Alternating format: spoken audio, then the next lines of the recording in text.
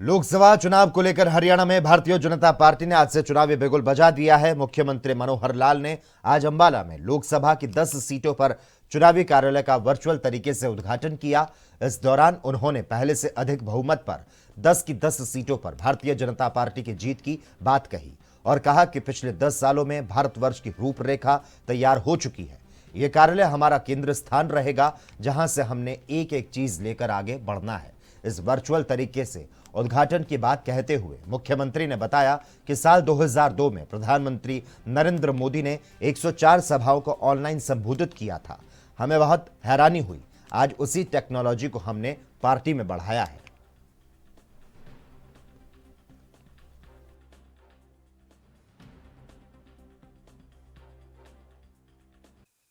और उसके बाद चुनावी प्रचार अभियान करते हुए कौन से फेज में हरियाणा का चुनाव होगा ये तो चुनाव आयोग बताएगा, लेकिन मई के मध्य तक चुनाव सब देश में हो जाएंगे और तीसरे सप्ताह में जैसे पिछली बार चुनाव का परिणाम निकला था, चुनाव परिणाम निकलेगा और मई के आखिरी 10 दिनों में पुनः तीसरी बार सरकार नरेंद्र मोदी जी के नेतृत्व में अपनी बनेगी। वो सारा खाका अपने सामने तैयार। अब इसके लिए मैं कहूंगा कि 2014 से लेकर 2024 तक 10 वर्ष में भारतवर्ष की दिशा तय हो गई है। देश की आजादी हमको 1947 में भले मिल गई, लेकिन कांग्रेस के शासन में देश की जनता को दिशा नहीं मिली थी कि किधर हम जा रहे हैं। खुशी हम मनाते रहे कि हाँ आजाद हो गए, आजाद हो गए, आजाद हुए भी हैं, लेकिन देश को प्रगति करनी है, आगे बढ़ना है, देश को दुनिया में नाम करना है, विश्वगुरु बनना है, तो उसकी दिशा तय नहीं हुई थी मित्रों। वो दिशा अब आकर के 10 वर्षों में तय हुई है। एक मजबूत नींव डाली गई है और देश की आजादी को जब 100 साल पूरे हो जाएंगे 2047 में, तो इस 25 साल के कार्यकाल को हमने अमृत काल इस रूप में उसकी संज्ञा दी है।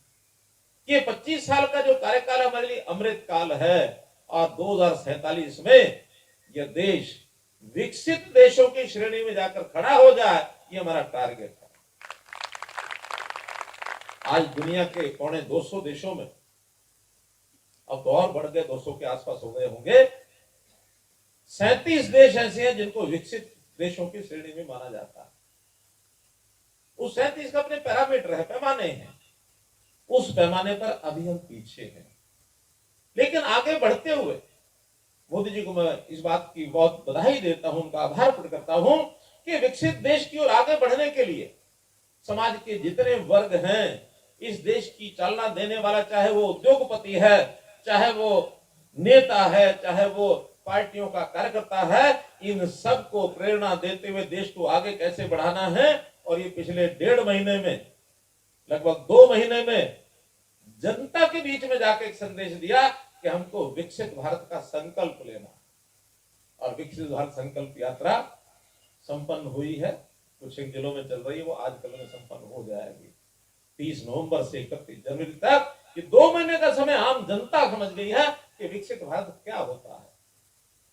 हर व्यक्ति का, हर परिवार का उसकी चिंता करना, और उसमें भी खास करके समाज का वो भाग जो वंचित है, जो जरूरतमंद जिसको कहते हैं, अभावग्रस्त है, गरीब है, इसको कैसे आगे बढ़ाया जाए, कैसे उभारा जाए, कैसे इसको मुख्य धारा में लाया जाए।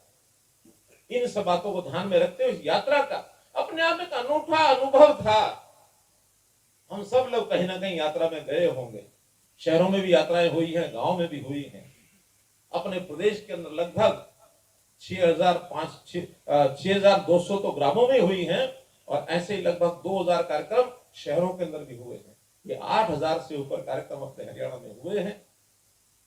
जनता ने भागीदारी की है। जो सेवाएं, जो योजनाएं केंद्र की थी, उसका तो लाभ हाथ हाथ मिला ही है। जो हरियाणा की अपनी योजनाएं थी, उनका भी हाथ साथ ही जो लाभ मिला है, ये सब आगे बढ़ा है। अब इन सब बातों को जनता के पास लेके जाना, एक एक परिवार और एक एक कार्यकर्ता के, एक एक व्यक्ति के घर में जाकर के इन सब बातों के बारे में बताना, इस काम को करने की